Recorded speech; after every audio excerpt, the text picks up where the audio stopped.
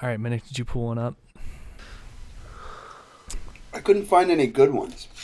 Today must be a bad day for it. Okay, I'll do some scrolling too.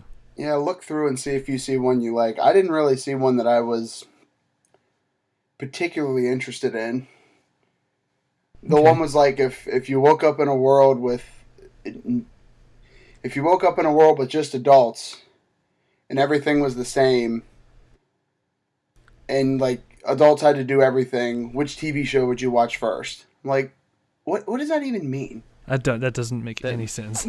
Yeah, everybody was adults. Everything was the same though. I would still watch The Office because everyone's adults. This one's pretty wholesome, and I feel like how old is Jericho? I know he's is he a sophomore or junior? He's 15 or 16. He's either 16 or 17. He's between 15 and 17. Depending on he's the an answer, average this one's age pretty of close. 16. And I feel like we could get some wholesome answers out of this one. So it says, what could a 14-year-old boy do to make the world a slightly better place?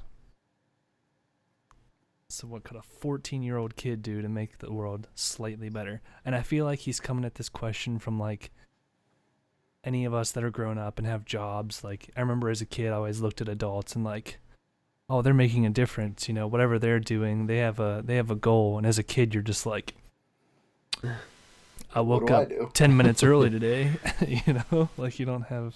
So my question is this. So are we looking at like our own 14-year-old self? Like what could I have done, or what advice would you give a 14-year-old kid? Yeah, because I don't even remember what the hell I was doing when I was 14. Yeah, I'd say like, what advice could we give a 14-year-old kid? I don't think he's like asking what could we have done. It's like, what would you tell? Because 14's what, like freshman? Freshman, sophomore. Yeah, depending on where you're at. So just starting high school. You know, depending on if you're super smart or super dumb, could be almost done or not there yet. But we'll go with or you could be average. Super smart and graduate college. Yeah, you know. All right. Well, Casey, what do you think? I have no idea. I've been. I keep thinking and I can't think of anything.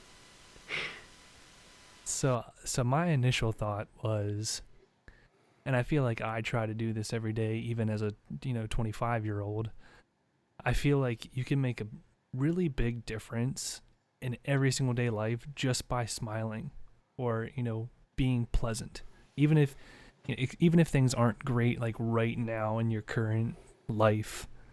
Just smiling or saying hello, little things like that could make a world of difference. Yeah, could make a world of difference for somebody else. You just never know. Yeah, I agree with that, but I word it different. I would say be genuine, because I tell all my tour guides and people like that at work. I'm like, look, people are gonna see through fake, so you have to be you, be genuine, and like you said, for some of us that's easier than others. I think we can all agree with that, but at the same time, if you're yourself, if you're genuine, and you come off that way, more people are gonna. I don't want to say like you, because that sounds like we're playing a popularity game, but more people will respect you and be willing to listen to you. Yeah, I agree. I would say, because I think a key part of that question is make a difference. So like, yeah, and it doesn't even have to be like one big thing. Right. Yeah. We're not expecting you to end world hunger, 14-year-old. We know you can't do that. Yeah. Yeah, I was going to say, I think maybe it would be a key part, if whoever it is that asked this question, you'd have to step back and say, okay, what is the magnitude of difference that I'm trying to achieve? Because it's like you said, you're not going to step out tomorrow and end world hunger. But like, do you want to make one person's day a little brighter? Or do you want to... maybe not even a person, maybe your pet or somebody else's pet or something like that, Yeah, even if it's just like one thing, one small thing a day. I mean, I live to make other people's pets happy. So that's basically my life. I think that's pretty fair. I think the feeling's mutual too. Yeah, I think pets live. That's why we don't deserve pets, but they live to make everybody's world a little brighter. I mean, coming through the airport today, I saw like 6 dogs, and very much had to beautiful. resist the urge to run up to every single one of them and just Yeah. pet them to death.